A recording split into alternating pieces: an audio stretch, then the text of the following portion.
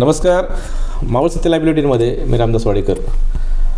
मावळ तालुक्यात जिल्हा परिषद पंचायत समिती निवडणुकीसाठी सर्वाधिक स्पर्धा राष्ट्रवादी काँग्रेस पक्षामध्ये पाहायला मिळाली. राष्ट्रवादी काँग्रेस पक्षामधल्या कित्येक उमेदवारांनी उमेदवारीसाठी अगदी शेवटपर्यंत टोकाचा संघर्ष केला, तर काही उमेदवारांनी सामंजस्यपणा दाखवला. ज्यांनी सामंजस्यपणा दाखवला त्या उमेदवारांमध्ये इंदोरी पंचायत समिती गणातील उमेदवार दिलीप नामदेव ठोरे यांचं नाव येतं आहे. दिलीपराव, मावळ सत्य लाईव्हमध्ये आपलं स्वागत. नमस्कार. संयमी, शांत, सुस्वभावी अशी प्रतिमा तुमची असली, राजकारणात देखील तुम्ही मुरब्बी असले, तरी उद्योजक ही प्रतिमा देखील तालुक्यातल्या कित्येक युवकांसाठी प्रेरणा आहे. आणि आज तुम्ही पंचायत समितीची निवडणूक लढवताय. तुमच्या ह्या सगळ्या प्रवासाबद्दल काय सांगाल? आमची शिकवण म्हणजे आमचे श्रद्धास्थान बाळासाहेब काशीद पाटील असतील किंवा आमचे चुलते बबनराव ढोरे असतील, यांनी नेहमी कोणाशी संघर्ष न करण्याची शिकवण दिली. आपलं काम आपल्याला जे काय सामाजिक काम करायचं ते आपल्या पद्धतीने करायचं. त्याच्यात कोणाशाही संघर्ष करून कोणतंही काम करायचं नाही. कोणालाही जीवनात कोणत्याही अडचणी उभ्या आपल्याकडून राहतील असं कधी वागायचं नाही. ह्या सगळ्या गोष्टी ह्या लोकांनी आम्हाला यांच्याच प्रेरणा घेऊन आम्ही जे काय करतो आहे सामाजिक काम, ह्या लोकांचा मोठा मला माझ्या जीवनात सिंहाचा वाटा आहे. कामगार, उद्योजक आणि आता उमेदवार. मी सुप्रीम या ठिकाणी कामाला होतो, सुप्रीम इंडस्ट्रीज. त्यावेळेस आम्ही DG रूममध्ये जेवायला बसायचं. त्यावेळेस सोनवणे म्हणून एक व्यक्ती होती कंपनीत, सुप्रीम कानेची. हां, सुप्रीम कानेची. त्यावेळेस ते म्हणायचे की हा पोरगा आहे ना, एक दिवस इंदूरचा सरपंच होऊ शकतो. ओके. आमचं ते बोलणं चालायचं ना. त्यावेळेस कुहिले सर म्हणून तिथं होते. ते म्हणले इंदूरचे सरपंच वगैरे होणे एवढी सोपी गोष्ट नाही. इंदूर फार मोठं गाव आहे, नामांकित गाव आहे. दिलीप सारख्याला तिथं म्हणजे संधी नाही मिळू शकत, कारण तिथं मोठे दिग्गज आहेत. आणि त्याच्यानंतर वर्षाने मी आपला सकाळी उठून कामाला जायचा की 6 वाजता माझी ड्युटी असायची. त्यावेळेस तिथं भानुदास दगडे म्हणून व्यक्ती होती. ते मला म्हणायचे, अरे तू बारा तू इंदूरात निवडून येऊ शकतो. म्हणलं बघ. मी त्यांना म्हणायचं भाऊ बघतो. त्याच्यानंतर सुनील काशीद पाटील असतील, ते पण मला नेहमी म्हणायचे, अरे तू इंदूरात निवडून येऊ शकतो, तू ग्रामपंचायतला तयारी कर. मी म्हणलं बाबा ते आपलं काम नाही आहे, मी आपला कामाला जाणारा माणूस आहे, आपल्याला कोण ओळखत नाही. ह्या सर्व गोष्टी मी त्यांना नकार देत होतो. असा जात असताना मग नंतर आमचेच पाहुणे प्रदीप काशीद यांनी तिकीट घेतलं. आमचे चुलते पण बबनराव ढोरे म्हणले तुला तिकीट घ्यावं लागेल. त्यानंतर विठ्ठलराव शिंदे सभापती, विष्णू अण्णा खांदवे यांचं पण आम्हाला मोलाचं मार्गदर्शन लाभलं. त्यांनी मला फार मोठा आधार दिला तिकीट घेताना. मला म्हणले, अरे मी तुझ्या पाठीमागं उभा आहे, तू काळजी करू नकोस, तू 100% निवडून येशील. मला नेहमी भीती वाटायची, ही निवडणूक काय इकडली पार्टी जोरात, हे जोरात. त्याच्यामुळे आपल्याला त्याचं राजकारणाचा वारसच नाही, त्यामुळे त्याची भीती वाटायची. आमचे चुलते होते राजकारणात, बबनराव ढोरे. तरी पण त्यांचा संघर्ष पाहिलं होते. राजकारण नको वाटायचं आपल्याला, की नकोच आहे राजकारणात, आपलं काम नाही. आपण कामाला जाणारा व्यक्ती 3,000 रुपये पेमेंट आणि त्याच्यात कसं काय काम निवडून येणार. तरी मला सगळ्यांनी फोर्स करून मला तिकीट घ्यायला लावलं. तुम्ही तिकीट घेतलं, इंदुरीत निवडून आले, इंदूरचे उपसरपंच झाले. जेव्हा गावाची बैठक असते, गावातले चर्चा असतात, गाव म्हणून पुढे जायचं असतं, अशा बैठकीतले काही किस्से आहेत का की जे किस्से करताना खरंच ते तुमच्या राजकारणाच्या याच्यामध्ये चिरकाल स्मरणात राहिले?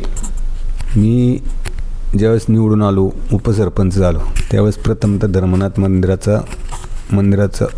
महाराजांचा उत्सव असतो. त्यावेळेस आम्ही तिथं वर्गणीला बसलो होतो. मग सगळे गावातले लोक बसायचे. त्यावेळेस म्हणले सरपंचांनी 5,000 द्यायचे आणि उपसरपंचांनी 3,000 रुपये द्यायचे. आणि म्हणली तर रोख स्वरूपात द्यायची. म्हणजे सुरुवात चांगली होती. त्यावेळेस माझ्या खिशात 100 रुपये होते.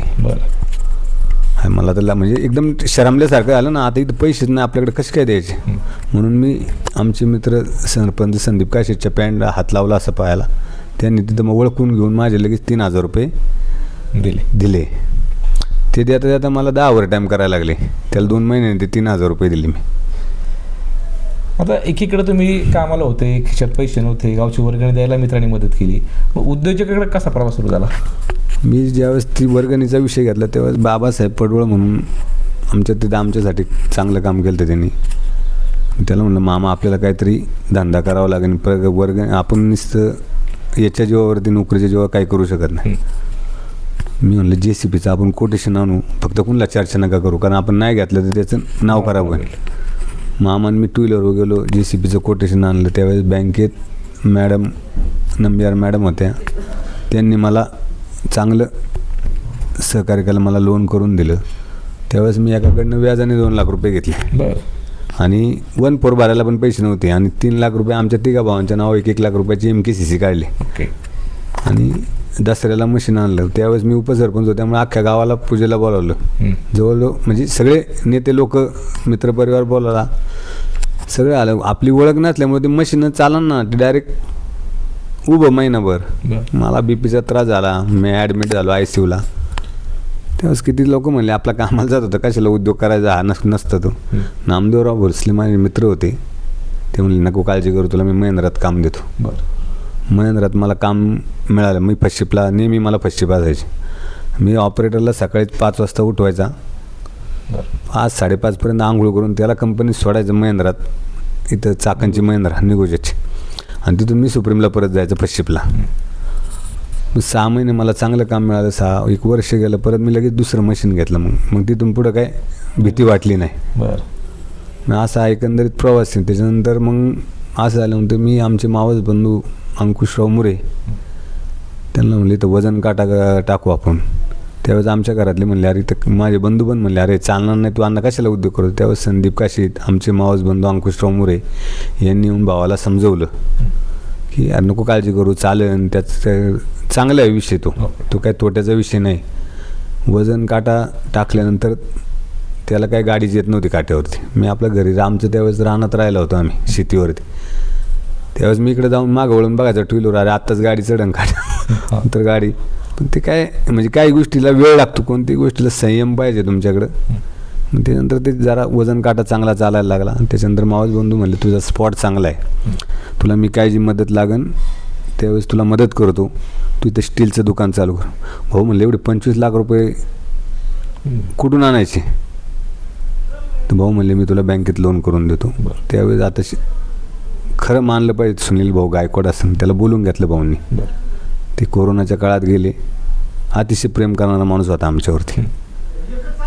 त्यांनी मला म्हणले तुला 25 लाख रुपये लोन देतो. त्यावेळेस मला तळेगाव नागरी पतसंस्थेमध्ये मला 25 लाख रुपयाचं लोन करून दिलं. भाऊ म्हणले नाही चाललं दुकान तुझं तर हे मटेरियल काय साडणारं नाही, मी उचलून नेईन, तू हे 25 लाख रुपयाचं लोन मी फेडेन. त्यावेळेस ते थोडा वेळ गेला मध्ये की मग 6 महिने चाला ना, काही उधारीत आपण इकडं तिकडं लोक काही नाही, पण ते बिचाऱ्यांनी आपली उधारी कोणी ठेवली नाही, सगळ्यांनी पैसे आपले. नोकरी झाली, व्यवसाय स्थिर स्थावर झाले, राजकारणातही संध्या मिळाल्या. हे पंचायत समितीकडं जेव्हा आले, ह्या सगळ्या प्रवासामध्ये राजकारणात गॉडफादर महत्त्वाचं आहे. तेव्हा आमचे मार्गदर्शक विठ्ठलराव शिंदे असतील, संदीप काशीद असतील, आमचे चुलते बबनराव ढोरे असतील, विष्णू अण्णा खांदवे असतील, मल्हारराव शिंदे असतील, सुनील भाऊ काशीद पाटील जे माझे ग्रामपंचायत सदस्य राहिलेले आहेत, मनोहर तात्या काशीद असतील, सोनू शेठ राऊत असतील, प्रदीप काशीद असतील, यासारख्यांची राजकारणातली यांची पहिली ओळख होती. ह्या लोकांच्या मार्गदर्शनाखाली आपल्याला चांगलं काम करण्याची संधी मिळाली. हे झाली तुमची स्थानिक गाव पातळी. पण उमेदवारीसाठी अट्टहास न करणारा माणूस, समंजसपणा दाखवणारा माणूस, आणि अगदी शेवटच्या टप्प्यात तुमची उमेदवारी बसली. माझ्याबरोबर अनेक तुल्यबळ म्हणजे उमेदवार माझ्या पुढे होते, त्यामुळे मला उमेदवारी भेटन म्हणून मला काय वाटत नव्हतं की बा आपल्याला उमेदवारी देतील असं काय विषयच नव्हता. पंचायत समिती माझी कोणतीही तयारी नव्हती, मी कोणाला भेटलो नव्हतो, काय नाही. मला अचानक सभापतींनी पण सांगितलं होतं मला की तुला उमेदवारी घ्यावं लागेल, तयारीला राहा, तू फक्त तयारीत राहा. तर म्हणलं अण्णा ठीक आहे. मी असं एवढंच म्हणून गेलो होतो की माझ्या काय डोक्यात नव्हतं आपल्याला उमेदवारीच भेटणार नाही. म्हणलं आपण डोक्यात चालवायची काही गरज नव्हती तिथं की बा आपल्याला कोणाला भेटी काय असा काही विषयच नव्हता. पण तुमच्या नशिबात तुम्ही चांगलं केलेलं असेल ना तर तुम्हाला कोणत्याही अडचणी कुठे उभ्या राहत नाही, एवढं 100% सांगतो. कालच तुमचं गावचं ग्रामदैवत आहे कडजाई माता, तिथं महापूजा झाली, आरती झाली, तालुक्याचे आमदार त्या रॅलीमध्ये होते, तालुका अध्यक्ष होते. काल तुम्ही प्रचाराला सुरुवात केली. कसं पाहता ह्या सगळ्या परिस्थितीकडं? किती प्रतिसाद मिळतो तुम्हाला या सगळ्या प्रचारात? आमचं गाव खूप चांगलं आहे, म्हणजे गावाने आपल्याला मोठं केलेलं आहे, त्यामुळं गावाला कधी विसरू शकत नाही. गावातला गोरगरीब जनता आपल्या पाठीमागे ठामपणे उभी आहे, की जेणेकरून इंदूरच्या गावचं कायम राष्ट्रपती पारितोषिकापासून नाव आहे. नक्कीच इंदुरी ग्रामस्थ पल्लवीताई दाभाडे आणि मला दिलीप ढोरे यांना 100% लीड देतील याची मी ग्वाही या ठिकाणी तुम्हाला 100% सांगतो. नाही, नुसतं इंदुरीचं नाही, तुमचा संपूर्ण गण हा कायम पुढारलेला राहिला. अनेक पुढारी ह्या सगळ्या तुमच्या गणात नाहीत, आणि ह्या सगळ्या गणातला प्रतिसाद कसा आहे? गणातही खूप चांगला प्रतिसाद आहे. सर्वसामान्य लोक आपल्याबरोबर आहेत. अनेक माझ्या व्यवसायाच्या माध्यमातून प्रत्येक घराशी गोरगरीब जनतेशी सुद्धा संबंध आलेले आहे. गेले अनेक वर्षे तुम्ही राजकारणात सक्रिय आहेत, गाव पातळीवरती ग्रामपंचायतला काम केलं आहे.